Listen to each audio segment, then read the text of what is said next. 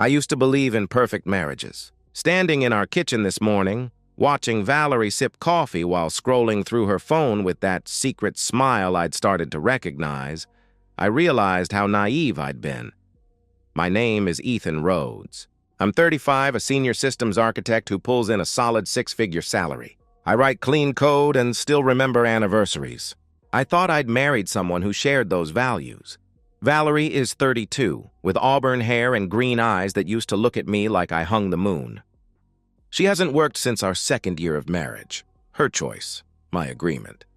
We live in a beautiful three-bedroom house I bought before the wedding, a symbol of the stability I thought we'd built together.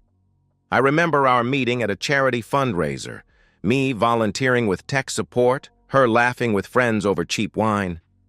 When our eyes met across that crowded ballroom, the cliché felt real. 2 years of dating felt effortless. Weekend trips to wine country, lazy Sunday mornings, the kind of easy companionship that made marriage feel inevitable. Then came the prenup. Valerie's father, Robert, insisted on it during our engagement. Sitting across from us in that sterile attorney's office with leather chairs and mahogany furniture. "Just a precaution," Robert said, his voice firm but not unkind. The clause was simple: adultery voids all claims to marital assets. I signed without hesitation.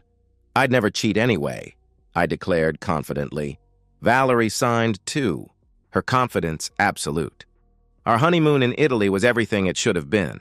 Cobblestone streets, vineyard sunsets, laughter echoing through ancient villas. We made love on terraces overlooking the Mediterranean, planned our future over bottles of Chianti. Life was perfect. But 6 months ago, something changed. It started small. Things I told myself I was imagining. Valerie pulling away when I reached for her at night, always on her phone, smiling at texts she angled away from my view. Girls' nights became twice-weekly rituals. Shopping trips stretched into all-day disappearances. When I asked if everything was okay, she dismissed me with practiced ease. "I'm fine. Just stressed," she would say. The phone calls started coming late at night. She'd excuse herself to the bathroom, claiming her sister was having relationship drama. But when I pressed for details the next morning, her stories were vague, inconsistent. Her sister seemed fine at Sunday dinner. I noticed new lingerie in the laundry basket. Black lace I'd never seen before. Designer pieces that weren't being worn for my benefit. Receipts appeared. Crumpled paper showing charges at upscale restaurants and hotels on days when she claimed to be shopping. Her phone became Fort Knox. She changed her passcode from our anniversary date to something I couldn't guess. Started taking it everywhere, angling it away when texts came in. I wanted to trust her. God, how badly I wanted to believe in the woman I'd pledged my life to. But my gut screamed otherwise, a primal warning that echoed through my chest every time she smiled at her phone. Every time she came home late with explanations that didn't add up. Tonight, watching her scroll through her phone with that secret smile while mindless reality TV played, I finally admitted what I'd been avoiding for weeks. This wasn't stress. This wasn't a rough patch. This was betrayal, deliberate and calculated. I made a decision sitting there on our couch. Tomorrow, I would call someone who dealt in truth, no matter how ugly it might be. I told myself I was being paranoid. I told myself I was wrong. But deep down, I already knew. And what I was about to discover would make me wish I'd stayed blind. The name Raymond Cross came from Jake Murphy, a colleague whose marriage had imploded 3 years ago. "Best investigator in the city," Jake had told me. "You need proof. He'll get it." The phone call was brief, clinical. "Cross Investigations," a gravelly voice answered. "I think my wife is cheating," I said, the words tasting like ash. "I need proof. How long have you suspected?" Raymond's tone was matter-of-fact. 6 months. "Maybe longer," I replied. "Tell me about her patterns. When does she go out? Where? How often?" he asked. I provided everything. The girls' nights every Tuesday and Friday, the weekend shopping marathons, the late-night phone calls behind locked doors. Her full name, our address, her car details, gym schedule, favorite restaurants. "What's your goal here?" Raymond asked. "What kind of proof do you need?" "The kind that holds up in court," I said without hesitation. The prenup flashed through my mind. "I need everything documented, time-stamped, undeniable." My retainer is $5,000. Most cases like this take 2 to 3 weeks if there's something to find, he explained. I transferred the money that afternoon, feeling like I was purchasing the destruction of my own life. The next 3 weeks were pure torture. I went through the motions, cooking dinner, making small talk, lying beside a woman who felt like a stranger. Valerie seemed oblivious to my scrutiny, or maybe she was just confident in her deception. She started coming home smelling different. Not just perfume, but cologne. Expensive cologne I didn't wear, lingering despite her attempts to mask it. New lingerie appeared in the laundry. When I complimented a new set, she claimed she'd bought it months ago, but I would have noticed. Every morning I checked email for Raymond's updates. The first week brought surveillance reports. Photos of Valerie's car at various locations, timestamps proving she wasn't where she claimed to be. Shopping trips that took her to hotel parking lots. Girls' nights at expensive restaurants her friends couldn't afford. Then photos started arriving. Grainy at first, surveillance shots showing Valerie with someone.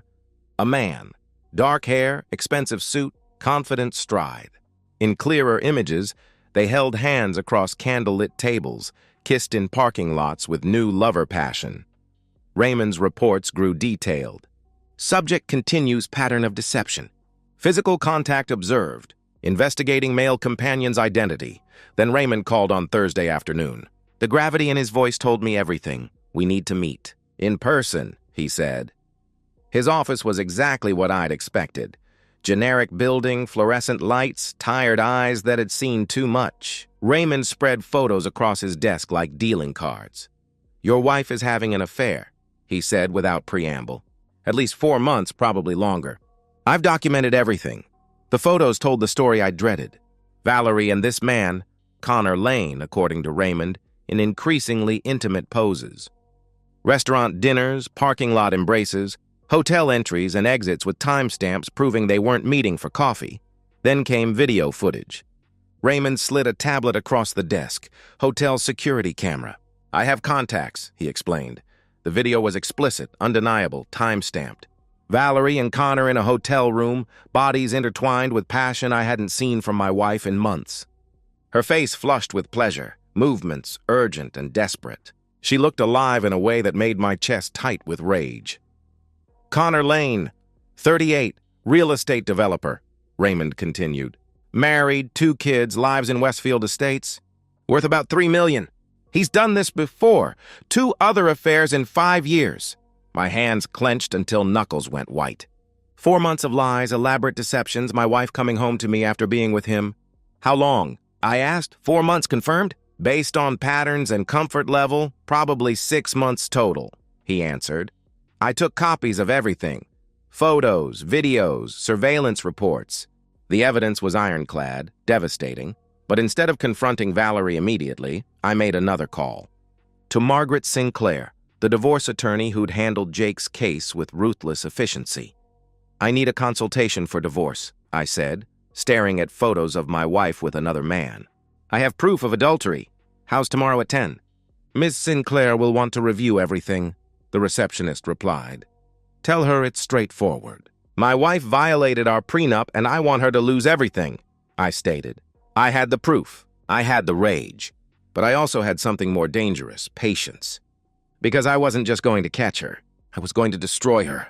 Margaret Sinclair's office occupied the top floor of a downtown high-rise, all windows and expensive furniture that spoke of ruthless competence. She was exactly what I'd expected, sharp-eyed, impeccably dressed, with the predatory smile that made opposing counsel nervous. Show me what you have, she said, gesturing to the leather chair across from her desk. I spread Raymond's evidence across the polished surface. Photos, videos, time-stamped reports, organized with methodical precision. Margaret reviewed everything with surgical detachment. She paused at certain photos, made notes, watched video clips with an expression that never changed. When finished, she leaned back and smiled, not warmth but cold, predatory satisfaction. This is ironclad, she said, tapping the tablet screen. Photos, videos, timestamps, third-party verification, combined with your prenuptial agreement, she gets nothing. Absolutely nothing. She pulled out my prenup and traced the relevant clause. Adultery voids all claims to marital assets. Clean, simple, unbreakable. The house is premarital property anyway. All savings, retirement accounts, investments, everything remains yours, she explained. I leaned forward. I want to file immediately, but don't serve her yet. Margaret raised an eyebrow. You want to confront her first? I want her to dig her own grave. I want her to think she has leverage, to show me exactly who she really is. Then I want to watch her face when she realizes she's lost everything, I replied. Margaret smiled genuinely this time. Risky, but satisfying. And legally sound. We'll have papers ready. When you decide to proceed, I can have a process server at your door within an hour. We spent 2 hours discussing strategy. The prenup's implications were devastating. Adultery didn't just void Valerie's asset claims, but eliminated alimony. The house, purchased before marriage, was mine regardless. Joint savings, retirement accounts, even furniture, all mine. Your father-in-law built the perfect weapon to destroy his daughter's financial security, Margaret noted with irony. He thought he was protecting you both. Instead, he made her divorce the most expensive mistake of her life. Over the next week, I prepared with methodical precision. Every system needed a blueprint, and destroying my wife's world required the same careful planning as enterprise software. I opened a separate bank account, transferring enough for expenses but leaving joint accounts intact. No red flags. I changed personal account passwords but left shared ones alone. I consulted an IT security expert about recording conversations. Single-party consent state, I was covered. I backed up 5 years of financial records, documenting every major purchase and account. If Valerie wanted to fight, she'd discover I'd documented our entire financial life with obsessive detail. At home, I played the oblivious husband perfectly. Asked about her day, mentioned car trouble, suggested vacation planning. Valerie barely engaged, attention constantly pulled to her phone. One evening, she mentioned Friday girls' night. I nodded enthusiastically, kissing her forehead. Have fun. Tell Sarah I said hi, I told her warmly. Friday night, while Valerie was presumably with Connor, I sat in my office reviewing everything. Evidence folder organized chronologically, videos queued, recording device charged and tested. Margaret's divorce papers in my desk drawer. I poured 2 fingers of Macallan, not to numb myself but to steady my hands. Tomorrow I'd give Valerie exactly what she deserved. Truth and consequences. She would walk in thinking she was untouchable, believing her lies had succeeded, confident she could continue indefinitely. She had no idea she was about to lose everything. Marriage, security, home, family respect, and most importantly, her sense of superiority. I wasn't nervous anymore. I was excited. Because tomorrow, Valerie would discover what happened when you underestimated the man whose life you'd been systematically destroying, and I was going to enjoy every second of her realization. I arrived home Saturday afternoon with the evidence folder on my passenger seat and the digital recorder already running in my shirt pocket. My hands were steady, my breathing controlled, my rage crystallized into something cold and surgical. 3 weeks of investigation, 2 weeks of legal preparation, and months of suspicion had led to this moment.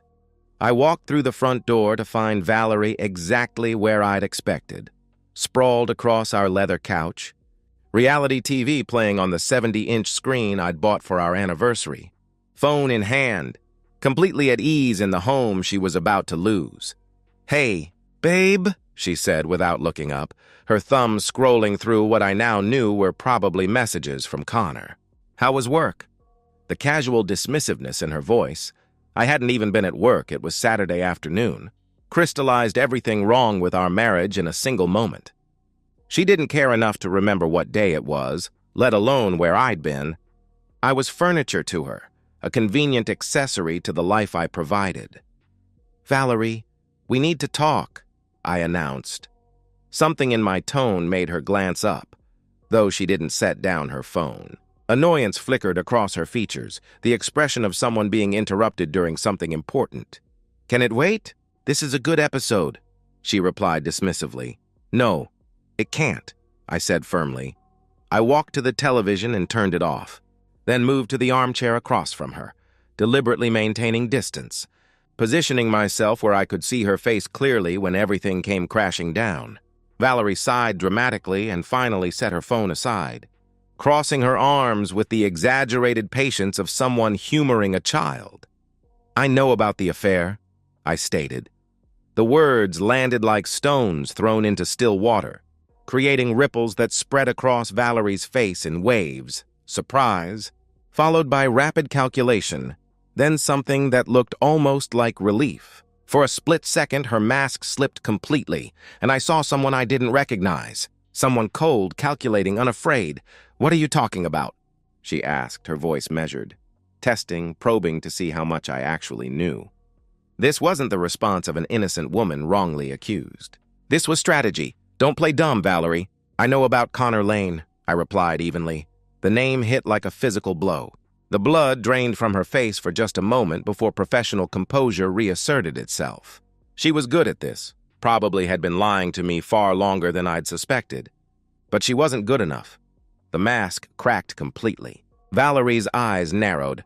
Her posture shifted from defensive to something approaching aggressive. She set her phone down with exaggerated care, leaned back against the couch cushions, and crossed her arms. The body language of someone who'd just decided to stop pretending. "Okay," she said, her voice carrying a new edge.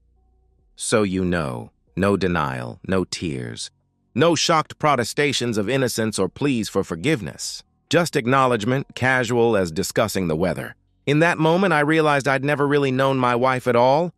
"So you're not even going to deny it?" I asked, my voice remaining level, though my heart was pounding against my ribs like a caged animal. "Why would I?" she replied, standing up and beginning to pace the length of our living room, warming to what she clearly thought was a position of strength. "Ethan, let's be adults about this. You're a good man, reliable, stable, financially secure. But you're also predictable, boring. Connor makes me feel alive in ways you never could." She was actually lecturing me. Standing in the home I'd bought, wearing clothes I'd paid for, having just admitted to months of infidelity, and she was treating me like I was the problem. The audacity was breathtaking. "Here's how this is going to work," she continued, her confidence building with each word.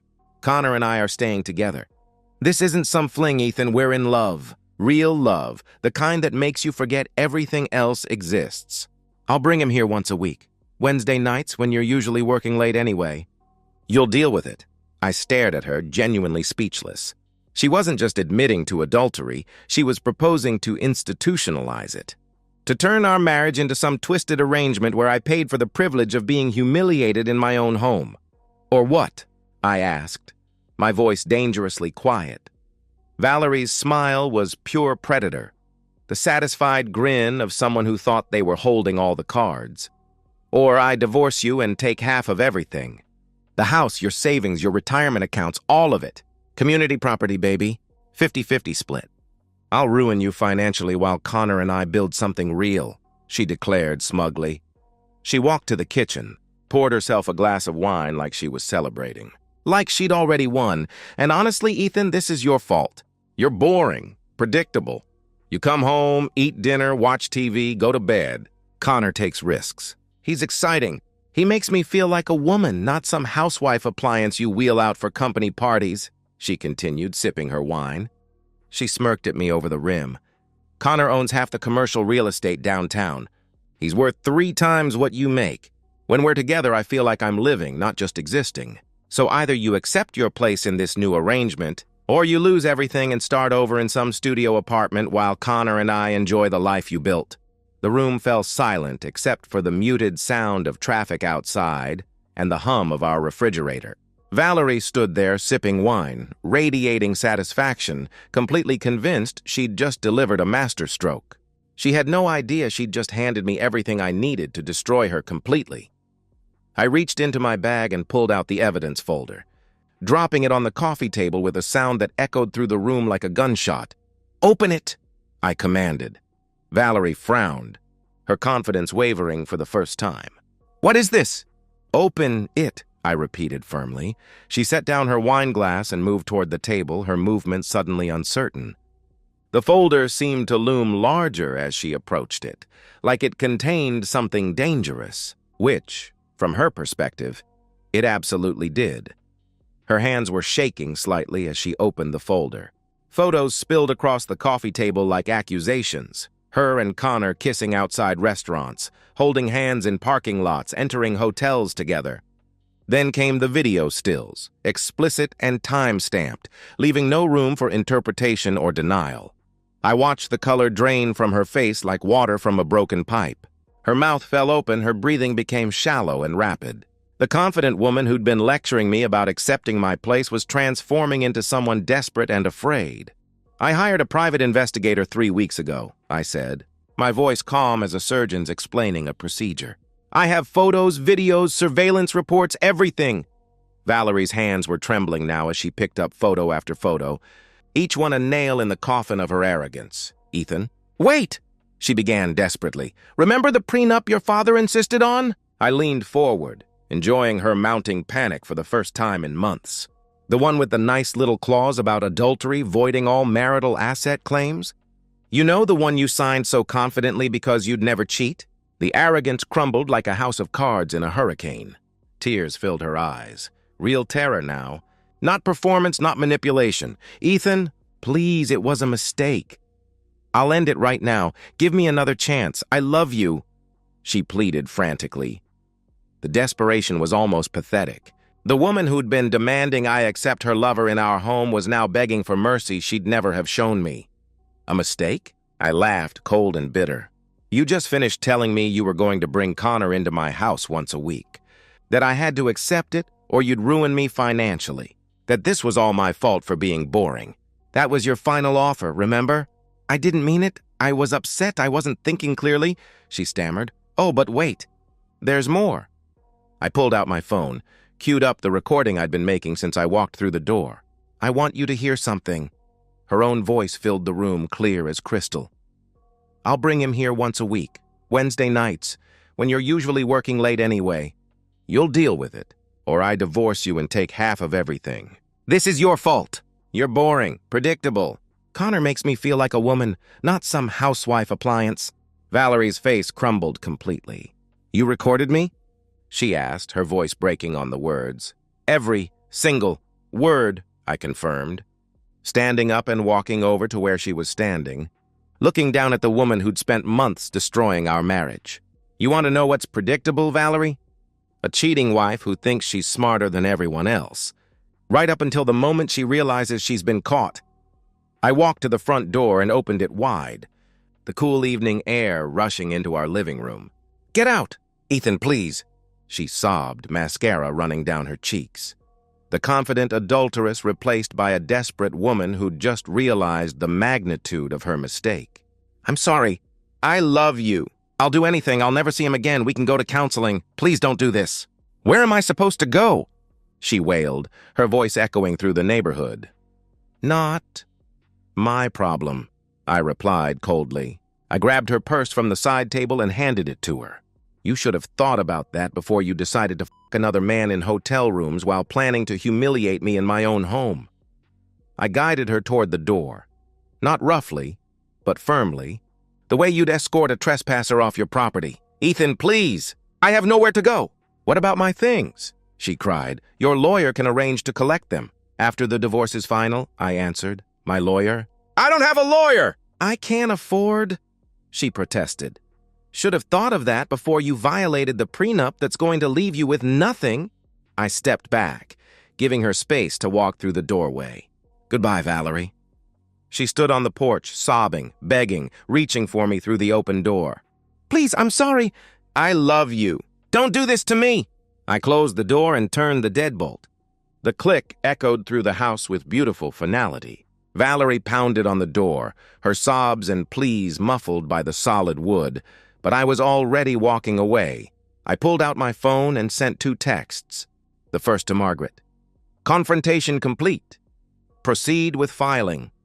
The second to Robert, Valerie's father. "Need to speak with you. Can you call me tonight?" Then I poured myself another whiskey and listened to my wife's world fall apart on the other side of the door. She'd thought she was untouchable. She'd thought she could destroy me and walk away with half of everything I'd worked for. Instead, she'd just destroyed herself. But I wasn't done. Not even close. Robert answered on the first ring, his voice heavy with exhaustion. "Ethan, Valerie called crying, saying you'd thrown her out. What happened? He asked. I could have eased into it, but Robert deserved the truth. Robert, Valerie's been having an affair. I have proof. I'm filing for divorce and enforcing the prenup, I explained. Silence stretched across the phone line. I could picture him in his study, trying to process that his daughter had become exactly what the prenup was designed to protect against. Send me the proof, he said finally, voice controlled but strained. I forwarded everything, photos, videos, surveillance reports, the audio recording.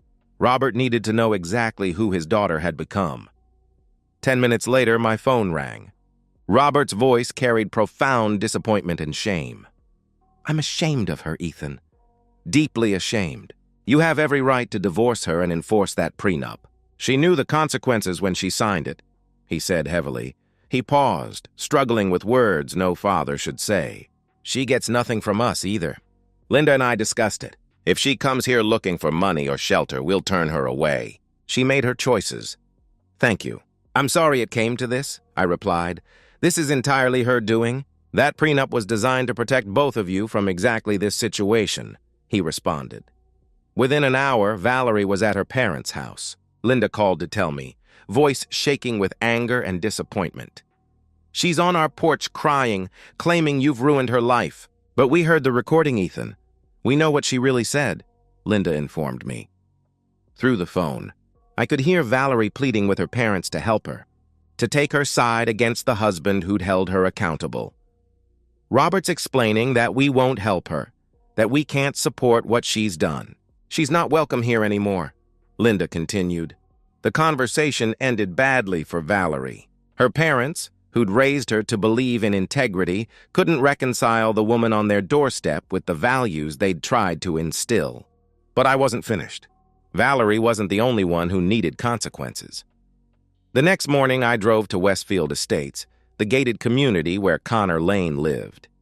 His address led me to a beautiful home with pristine landscaping and children's toys scattered across the lawn. A woman answered. Early 30s. Kind eyes holding a toddler while another child played behind her. This was Diane Lane, innocent of her husband's betrayals. Can I help you? She asked, genuinely welcoming.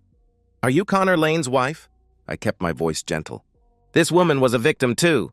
Yes. Who are you? She replied curiously. My name is Ethan Rhodes. I'm married to Valerie Rhodes. I need to show you something about your husband, I explained.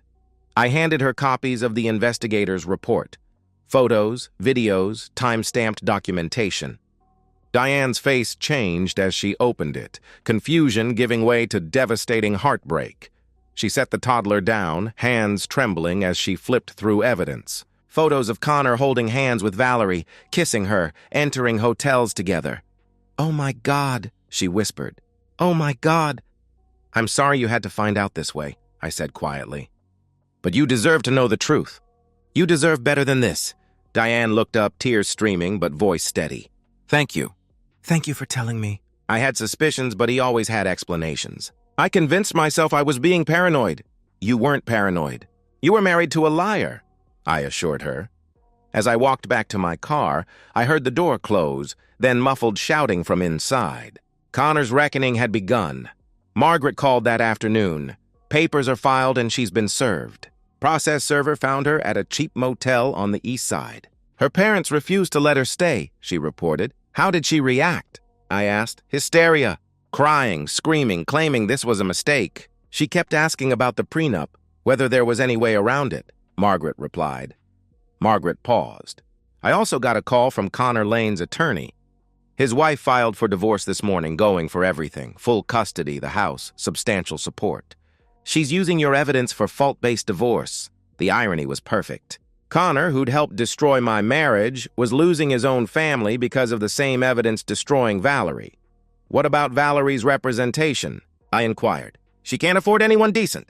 The prenup is ironclad, Ethan. Even if she finds a lawyer, there's no defense against this evidence. She's going to lose everything, Margaret confirmed.